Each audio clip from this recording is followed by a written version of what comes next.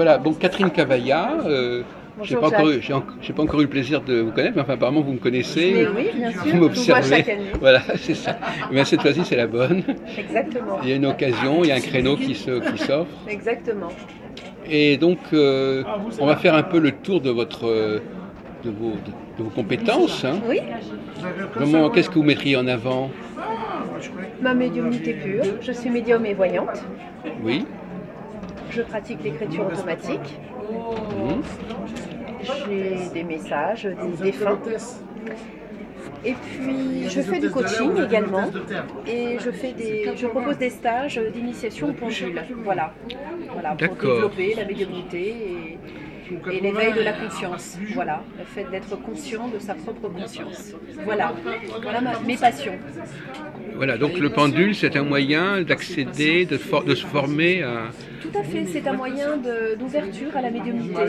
Alors, je pense que effectivement, nous sommes tous et toutes un réceptacle de magnétisme, et le pendule parfois peut aider à l'éveil de sa propre conscience, effectivement.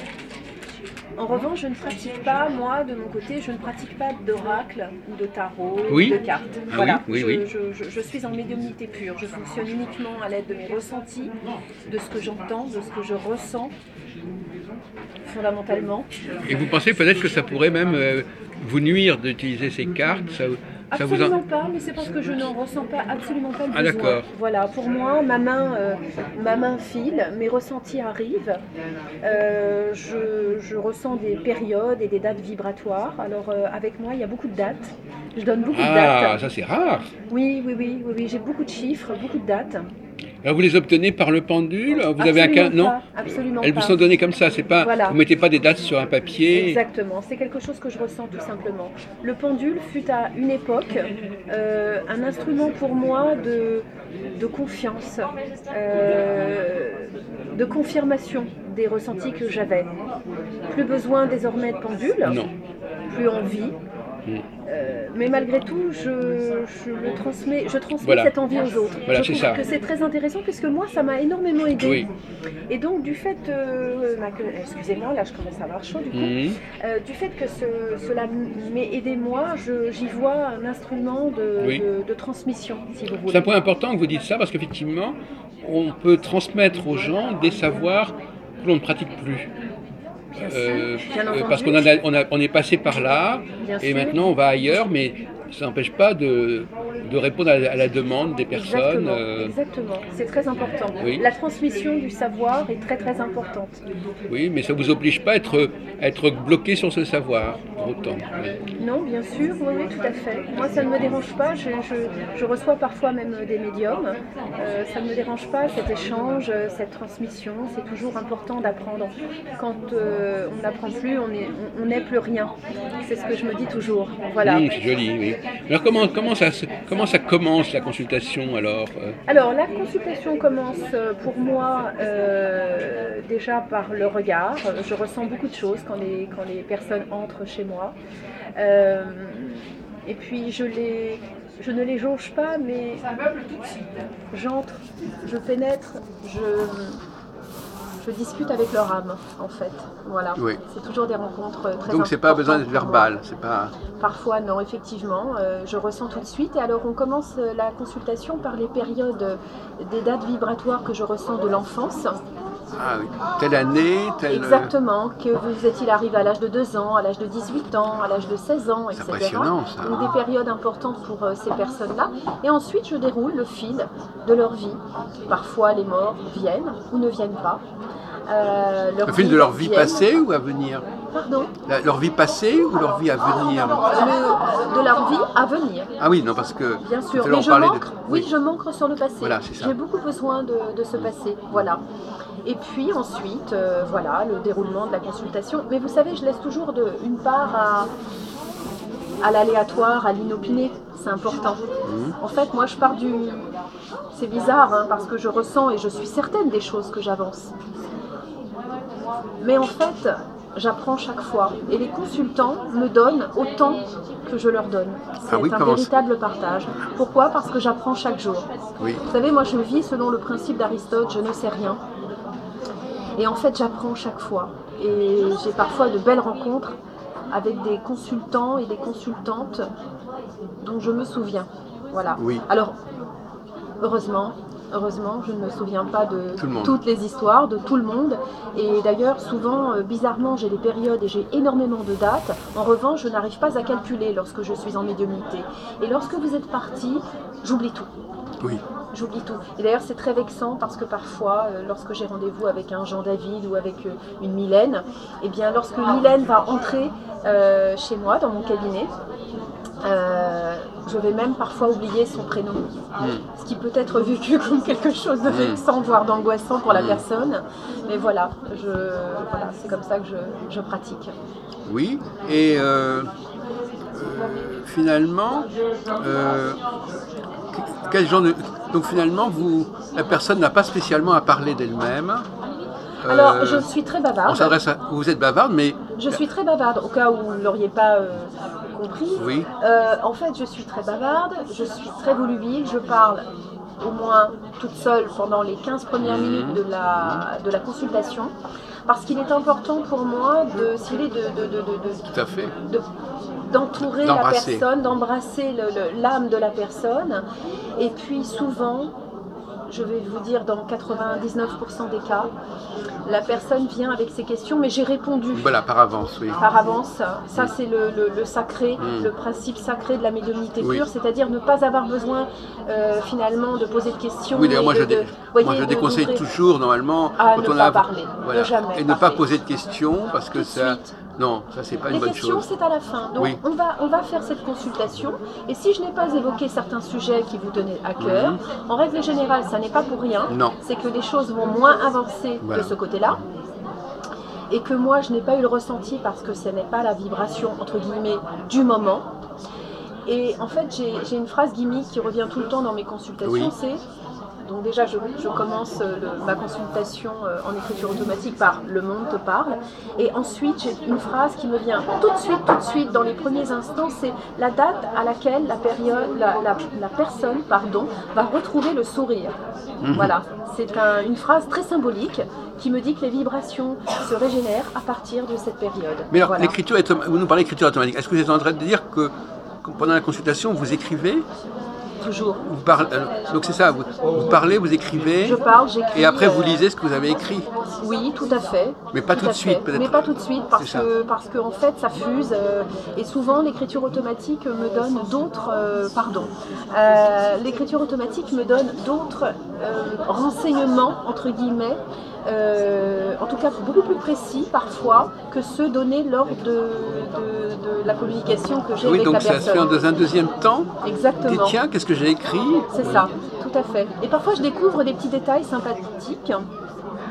Donc c'est une deuxième couche en fait. Exactement, voilà, tout à fait. C'est un accompagnement en fait. Parfois j'ai des messages de défunts, bien sûr.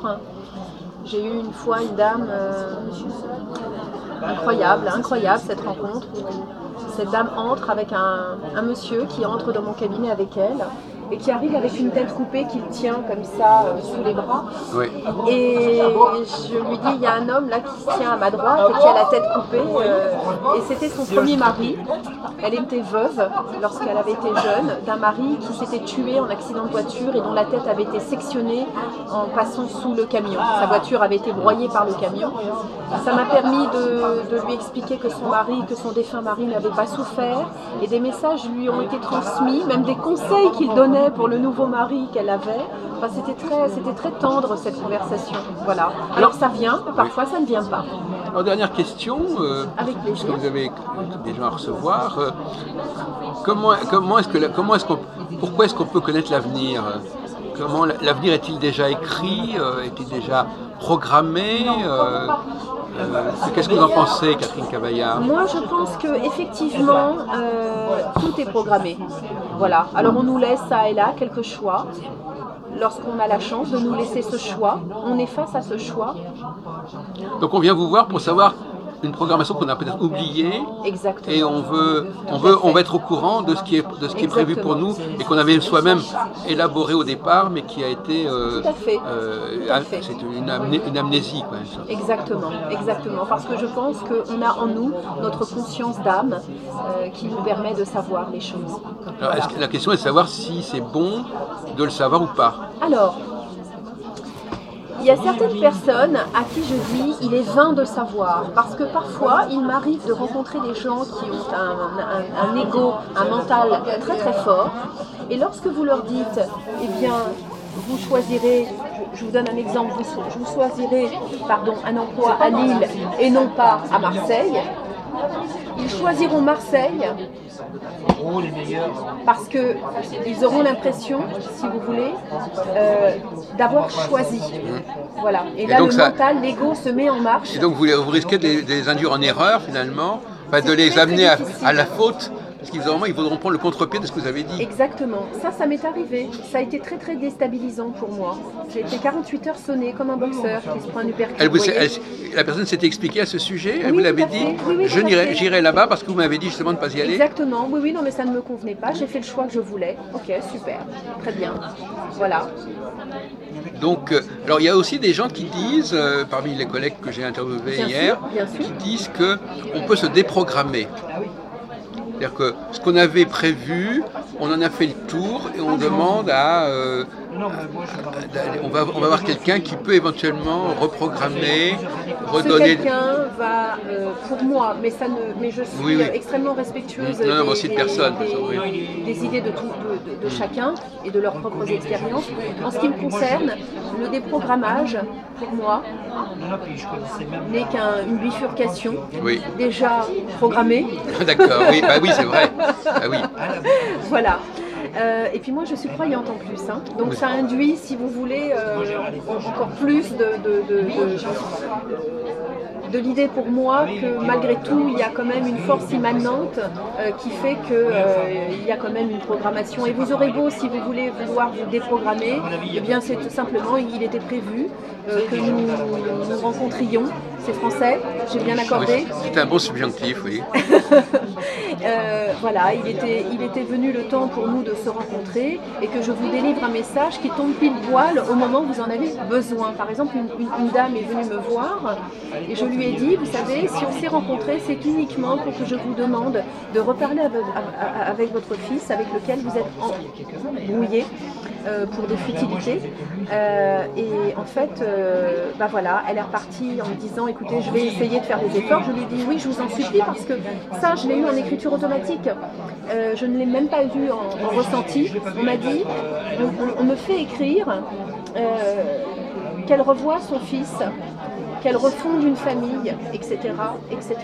Bref, on me donne le prénom de son fils. Je pense que voilà, ça a été suffisamment clair pour elle. Vous savez, elle a obtempéré, elle a fait ce que vous avez dit, vous savez pas? Oui, j'espère qu'elle sera docile à son cœur. Oui. Le principe n'est pas que les gens obtempèrent à ce que je leur dise, mais qu'ils obtempèrent à leur cœur. Que ça rejoigne, que les deux choses se rejoignent. C'est important de se déprogrammer, puisqu'on parle de programmation, il est important de se déconnecter de son mental, de son ego, qui se transforme en orgueil, que l'on appelle orgueil, et qui est péché d'orgueil d'ailleurs, qui fait partie des 7 péchés capitaux. Des 7 péchés capitaux. Et donc, quand cet orgueil vous submerge, il vous brouille la vue et le cœur. La vue et le cœur sont intimement liés pour moi. Et voilà. Et en fait, tout le chemin dans notre vie va être de faire passer l'orgueil à l'arrière et de faire passer l'amour en avant. Mais alors, tandis que une question qui me vient à l'esprit, qu'est-ce qui fait qu'on choisit de vivre certaines choses quand on s'incarne, si on peut dire? Ça correspond à quoi? C'est des dettes karmiques? Qu'est-ce que c'est exactement? Exactement, ça peut être des dettes karmiques, ça correspond à notre chemin d'évolution, tout simplement. Alors parfois c'est dur parce que ça passe par la déportation, ça passe par, ça passe par des guerres, des souffrances, des génocides. Ah oui. Des Shoah, des guerres de religion, des choses comme ça. Ça, c'est moins sympa.